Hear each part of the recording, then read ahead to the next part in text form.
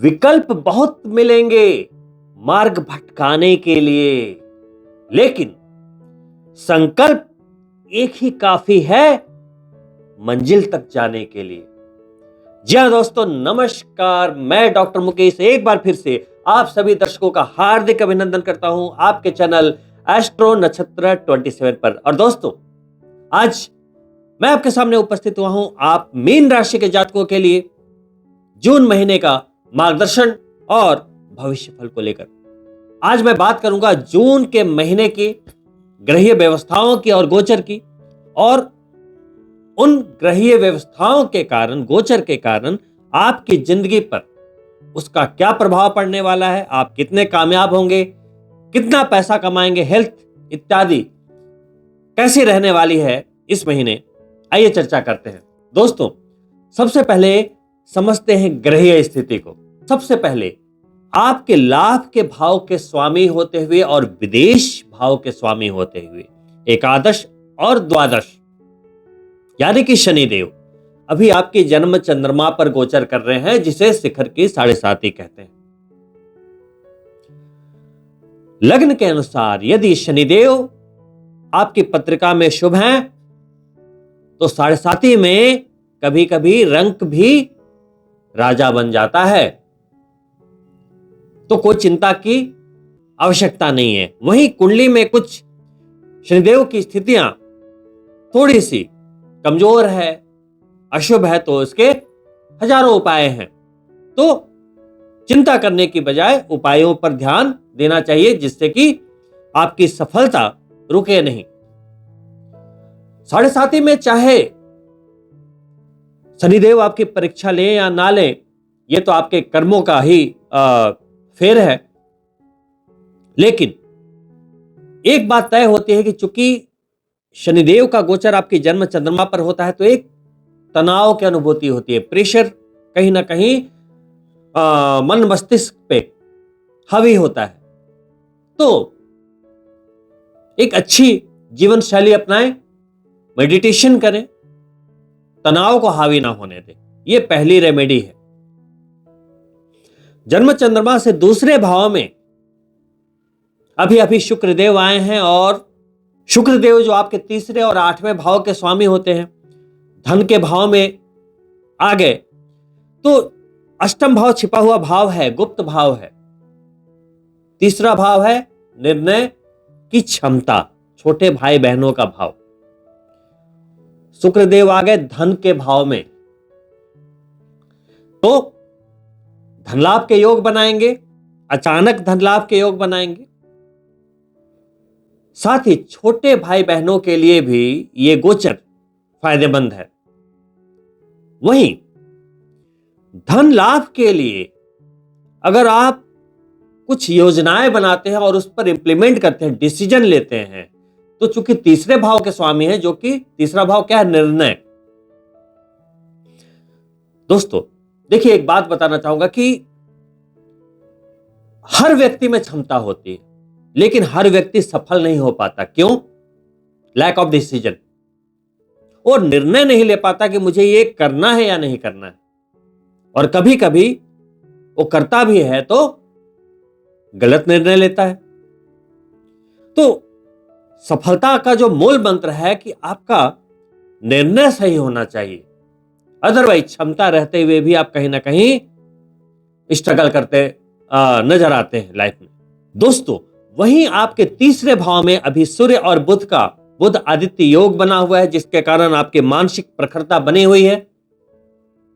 लेकिन सूर्यदेव आने वाले 15 जून को अपने राशि का परिवर्तन करते हुए आपके चतुर्थ भाव में प्रवेश करेंगे, जहां पे पहले से ही देवगुरु बृहस्पति विराजमान है, जो कि अतिचारी गति में गोचर कर रहे हैं।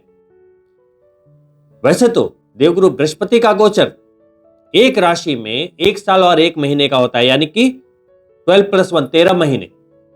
लेकिन इस बार देवगुरु बृहस्पति आपके चतुर्थ भाव में बुध की राशि में आए हैं, 14 मई को आ चुके हैं, और 18 अक्टूबर को ही वो कर्क राशि में चले जाएंगे और उच्च के हो जाएंगे। यानी कि जो यात्रा उनको 13 महीने में तय करनी थी, 5 साढ़े 5 महीने में ही वो तय करेंगे।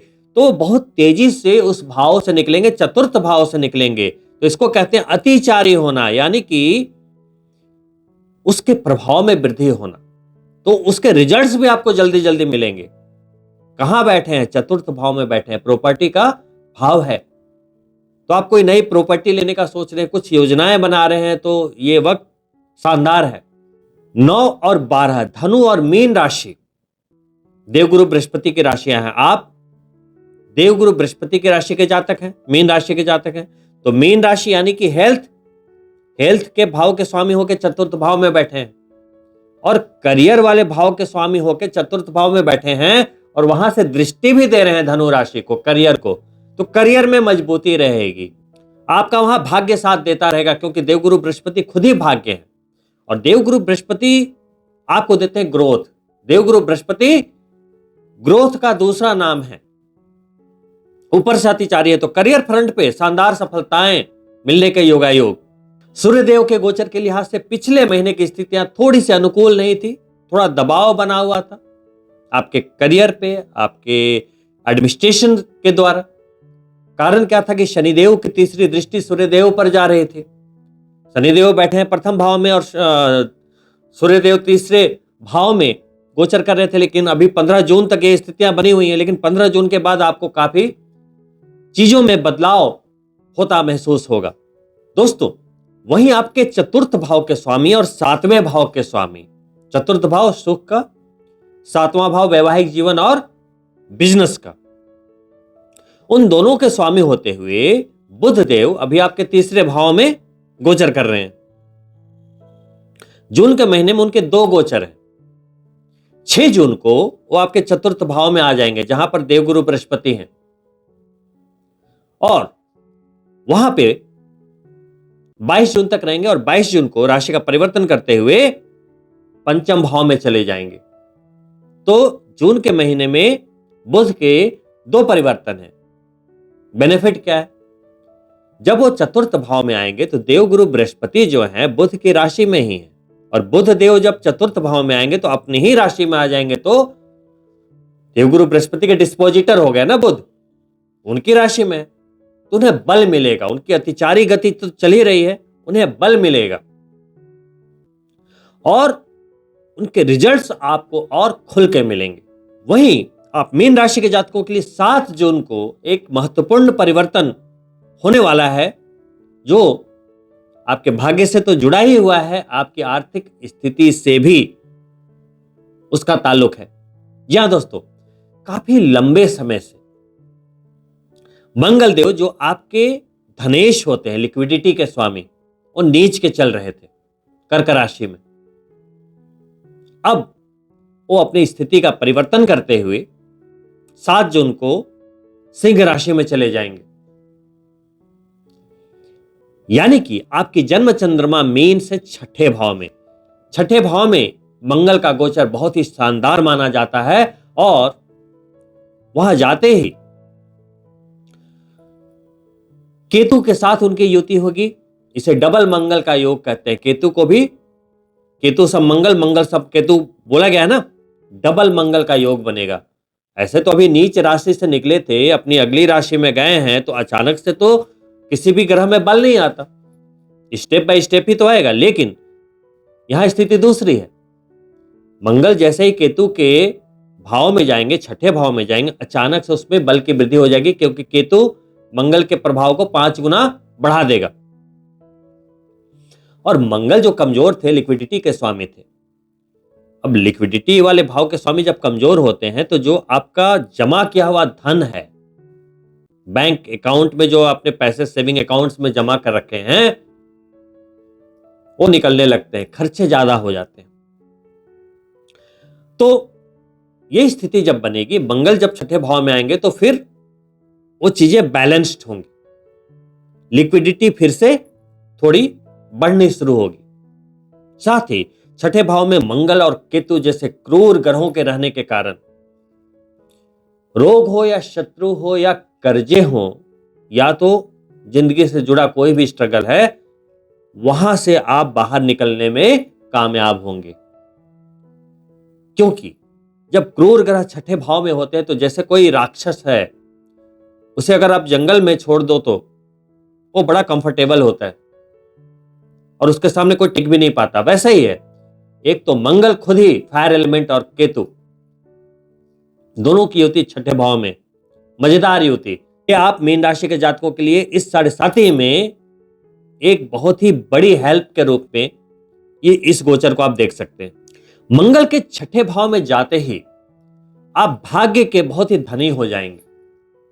कारण क्या है, जब छठे भाव में मंगल जाएंगे तो उनकी चौथी दृष्टि होती है, तो वहां से 1 2 3 4 भाग्य के भाव को दृष्ट करेंगे और वहां उनकी ही राशि है। तो कोई भी ग्रह अपनी ही राशि को देखता है तो उसे बल की प्राप्ति होती है। तो एक तो मंगल में खुद ही बल है केतु के कारण, उन्हें दृष्ट भी कर रहा है, तो भाग्य के धनी रहेंगे। और भाग्य के बल पे देखो, परिश्रम तो हर कोई करता है, लेकिन भाग्य अगर साथ देता है तो व्यक्ति कामयाब हो जाता है, उसे ज्यादा कामयाबी मिलती है, ज्यादा लाभ की प्राप्ति हो सकती है।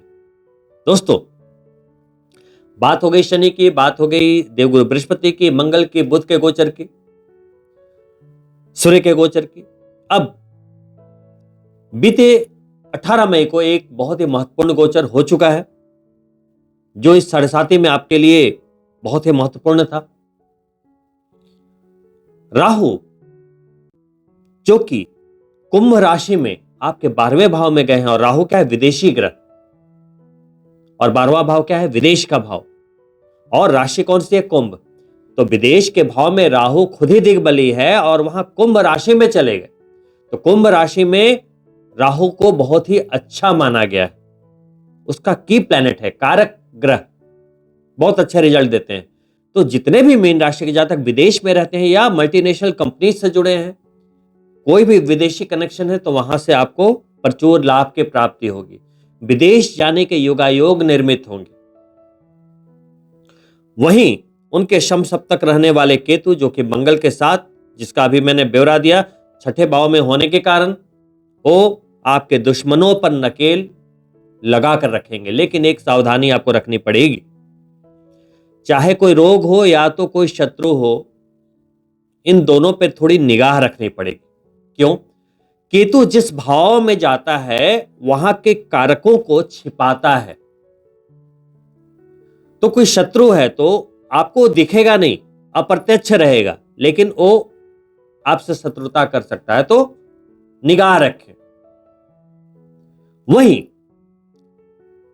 हमारे शरीर के अंदर कोई भी रोग अगर है तो वैसे तो नॉर्मली पता लग जाता है कि भाई क्या है क्या नहीं है, लेकिन अगर केतु वहां गोचर कर रहा है तो हमारे शरीर के अंदर अगर कुछ चल भी रहा है तो वो छिपा कर रखता है, वो बहुत बाद में पता लगता है, जब तक वो चीजें हो चुकी होती।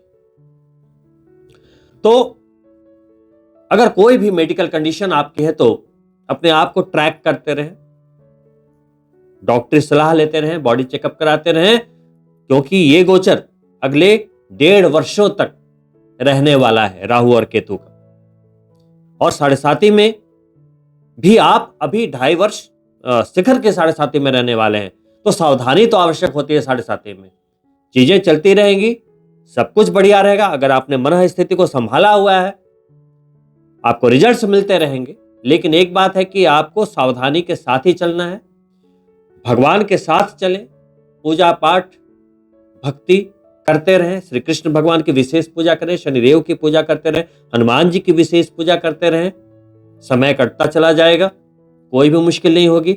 आपके अंदर क्षमता है, सब कुछ है, भर भर के टैलेंट है, लेकिन आपने सवारी गलत चुन ली, आपने व्हीकल गलत चुन लिया।